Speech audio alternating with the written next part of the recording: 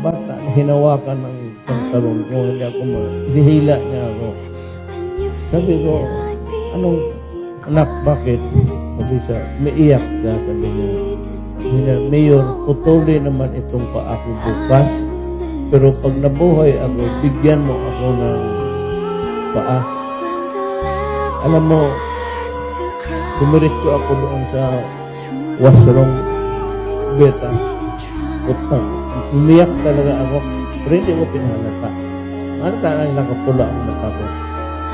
Pinalikan ko, bata, sabi ko, tandaan mo.